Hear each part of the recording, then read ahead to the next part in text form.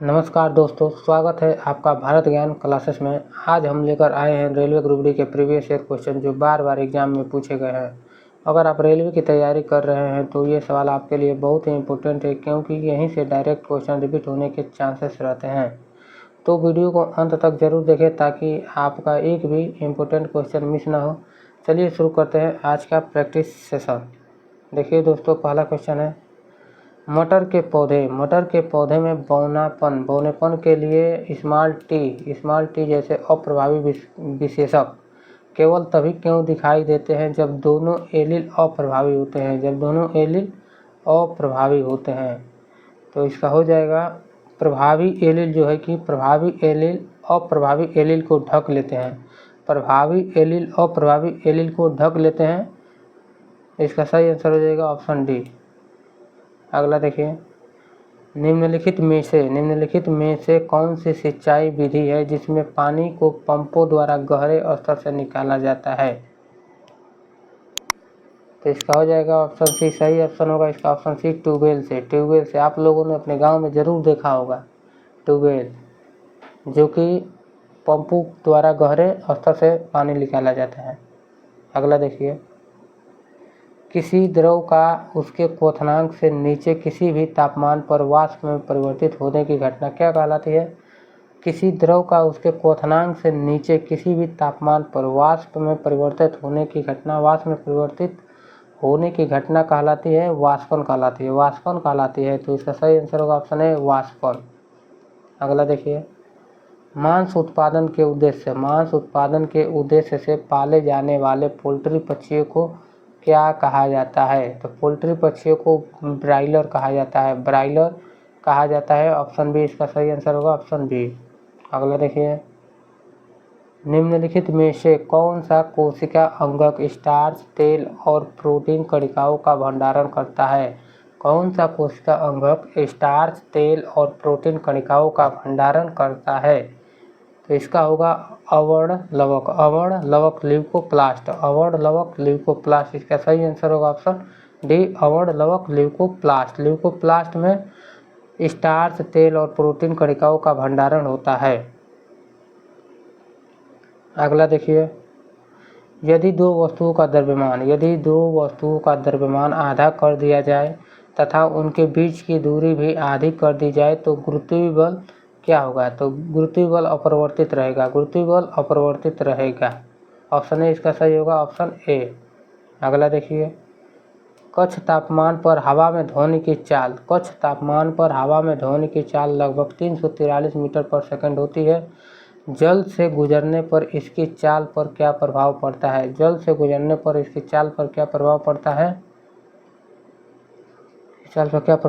है। तो यह बढ़ती है। जब हवा में ध्वनि की चाल लगभग इतना है और जल से गुजरने पर इसकी चाल बढ़ती है। ऑप्शन बी इसका सही होगा ऑप्शन बी। अगला देखिए, यदि सभी तार एक ही पदार्थ से बने हैं तो निम्नलिखित में से किस तार का प्रतिरोध सबसे कम होगा। किस तार का प्रतिरोध सबसे कम होगा। तो छोटा और मोटा तार का प्रतिरोध सबसे कम होगा। ऑप्शन ए इसका सही होगा, छोटा और मोटा तार। अगला देखिए, निम्नलिखित कथनों को ध्यानपूर्वक पढ़ें और सही विकल्प चुनें। अभिकथन ए दिया है आपका, अपघटन अभिक्रियाओं में ऊष्मा, प्रकाश या विद्युत के रूप में ऊर्जा की आवश्यकता होती है। तो ये तो सही कथन है। कारण दिया है, अभिकारक अणुओं को सरल उत्पादों में तोड़ने के लिए ऊर्जा अवशोषित होती है। तो सही बात है ये भी। तो ए और आर दोनों सत्य हैं। ऑप्शन सी में दिया है, ऑप्शन सी इसका सही आंसर होगा। ए और आर दोनों सत्य हैं और आर ए की सही व्याख्या करता है, यही सही हो जाएगा। अगला देखिए, वेग समय ग्राफ के अंतर्गत क्षेत्रफल क्या दर्शाता है। दोस्तों ये क्वेश्चन पिछले पेपर में भी आया था और आगे आने वाले एग्जाम में भी ये क्वेश्चन जरूर आएगा। सेम टू सेम इसी तरह छपेगा दोस्तों पेपर में। ये वेग समय ग्राफ के अंतर्गत क्षेत्रफल क्या दर्शाता है। तो विस्थापन दर्शाता है, विस्थापन दर्शाता है। ऑप्शन सी सही हो जाएगा इसका, ऑप्शन सी। अगला देखिए, खुरदरी अंतर्द्रव्यी जालिका और चिकनी अंतर्द्रव्यी जालिका के बीच मुख्य अंतर निम्नलिखित में से किसकी उपस्थिति के कारण होता है? किसकी उपस्थिति के कारण होता है? तो राइबोसोम की उपस्थिति के कारण अंतर होता है, राइबोसोम की उपस्थिति के कारण। अगला देखिए, निम्नलिखित में से कौन सा कणों के मध्य प्रबलतम आकर्षण बल दर्शाता है? निम्नलिखित में से कौन सा कणों के मध्य प्रबलतम आकर्षण दर्शाता है? तो इसमें जल होगा नहीं, एल्कोहल होगा नहीं, ऑक्सीजन गैस होगा नहीं, तो लोहे की छड़ ऑप्शन बस बचा, तो ऑप्शन बी इसका सही होगा, ऑप्शन बी। अगला देखिए, कार्बनिक यौगिक में सदैव निम्नलिखित में से क्या होता है? तो कार्बनिक यौगिक में सदैव निम्नलिखित में से क्या होता है? तो कार्बनिक यौगिक में कम से कम एक कार्बन परमाणु अवश्य होता है, तो इसका ऑप्शन ए सही होगा, कम से कम एक परमाणु होता है, कम से कम एक कार्बन परमाणु होता है। ऑप्शन ए सही होगा इसका, ऑप्शन ए। दोस्तों ये भी क्वेश्चन बार बार एग्जाम में रिपीट होता है और आने वाले ग्रुप डी के एग्जाम में भी ये क्वेश्चन अवश्य रिपीट होगा। अगला देखिए, निम्नलिखित में से कौन से लक्षण का अध्ययन मेंडल ने मटर के पौधे में नहीं किया? कौन से लक्षण का अध्ययन मेंडल ने मटर के पौधे में नहीं किया? तो मेंडल ने बीज की आकृति पर अध्ययन किया था, पौधे की ऊंचाई पर, फूलों की स्थिति पर, पत्ती के आकार पर उन्होंने अध्ययन नहीं किया था, तो सही हो जाएगा ऑप्शन ए इसका, पत्ती का आकार। अगला देखिए, निम्नलिखित में से किस तत्व की परमाणु संख्या 11 है? किस तत्व की परमाणु संख्या 11 है? तो सोडियम की परमाणु संख्या 11 होता है, ऑप्शन डी सही हो जाएगा, ऑप्शन डी, सोडियम की परमाणु संख्या 11 होता है। अगला देखिए, जब एस्टर की अभिक्रिया सोडियम हाइड्रोक्साइड के साथ कराई जाती है तो कार्बोक्सिलिक अम्ल का सोडियम लवण और एल्कोहल बनता है, इस प्रक्रिया को क्या कहते हैं? तो कार्बोक्सिलिक अम्ल का सोडियम लवण और एल्कोहल बनता है, तो इस प्रक्रिया को साबुनीकरण कहते हैं। इस प्रक्रिया को हम लोग साबुनीकरण के नाम से जानते हैं, साबुनीकरण। ये क्वेश्चन दोस्तों एग्जाम में बार बार पूछा जाता है, साबुनीकरण प्रक्रिया के बारे में बार बार जरूर एक शिफ्ट में जरूर आता है, तो इसका सही आंसर हो जाएगा ऑप्शन डी, ऑप्शन डी। अगला देखिए, यदि 10 केजी की वस्तु पर शुद्ध बल शून्य है, 10 केजी की वस्तु पर शुद्ध बल शून्य है तो उसका त्वरण डैश होगा। तो 10 केजी की वस्तु पर शुद्ध बल शून्य है तो उसका त्वरण भी शून्य हो जाएगा, ऑप्शन सी इसका राइट आंसर होगा, ऑप्शन सी। अगला देखिए, एक ऑक्सीजन परमाणु में न्यूट्रॉनों की संख्या कितनी होती है? एक ऑक्सीजन परमाणु में न्यूट्रॉनों की संख्या कितनी होती है? तो इसका फार्मूला हो जाएगा ए बराबर जेड प्लस एन, हो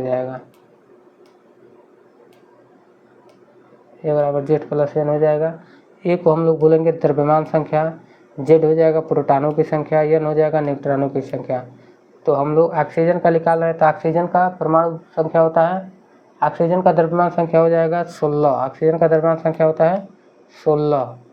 और यहाँ पर हम लोग प्रोटॉन की, ऑक्सीजन में हो जाएगा प्रोटॉनों की संख्या 8, ठीक, परमाणु संख्या या प्रोटॉनों की संख्या हो जाएगा 8 प्लस न्यूट्रॉन की संख्या निकालना है। तो अब हम लोग यन, तो यन जब 16 में से इधर 8 को ले जाएंगे तो माइनस होगा, तो यन बराबर हो जाएगा 8, तो 8 हो जाएगा, इसका सही आंसर ऑप्शन बी होगा, 8 सही आंसर होगा 8। अगला देखिए, यदि एक कुली अपने सिर पर भार रखकर एक समान चाल से क्षैतिज सड़क पर चलता है तो भार पर गुरुत्वाकर्षण बल द्वारा किया गया कार्य डैश है, तो इसका हो जाएगा शून्य होगा। एक कुली अपने सिर पर भार रखकर एक समान चाल से क्षैतिज सड़क पर चलता है तो भार पर गुरुत्वाकर्षण बल द्वारा किया गया कार्य शून्य होता है, गुरुत्वाकर्षण बल द्वारा किया गया कार्य शून्य होता है, ऑप्शन सी सही होगा, ऑप्शन सी। अगला देखिए, एथेनॉल के संबंध में निम्नलिखित में से कौन सा कथन सही है? एथेनॉल के संबंध में निम्नलिखित में से कौन सा कथन सही है? तो एथेनॉल एक सुखद गंध वाला द्रव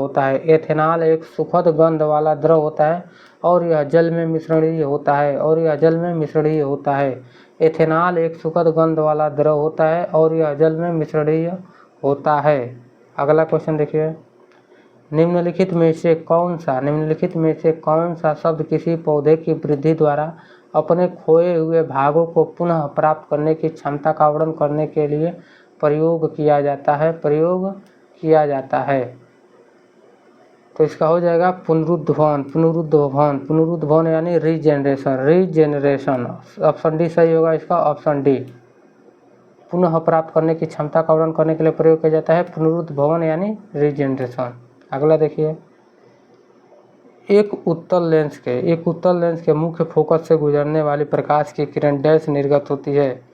एक उत्तल लेंस के मुख्य फोकस से गुजरने वाली प्रकाश किरण डैश निर्गत होती है, तो मुख्य अक्ष के समांतर निर्गत होती है। मुख्य अक्ष के समांतर निर्गत, जब मुख्य फोकस से गुजरेगी तो मुख्य अक्ष के समांतर वो निर्गत होगी। ऑप्शन सी सही होगा, ऑप्शन सी।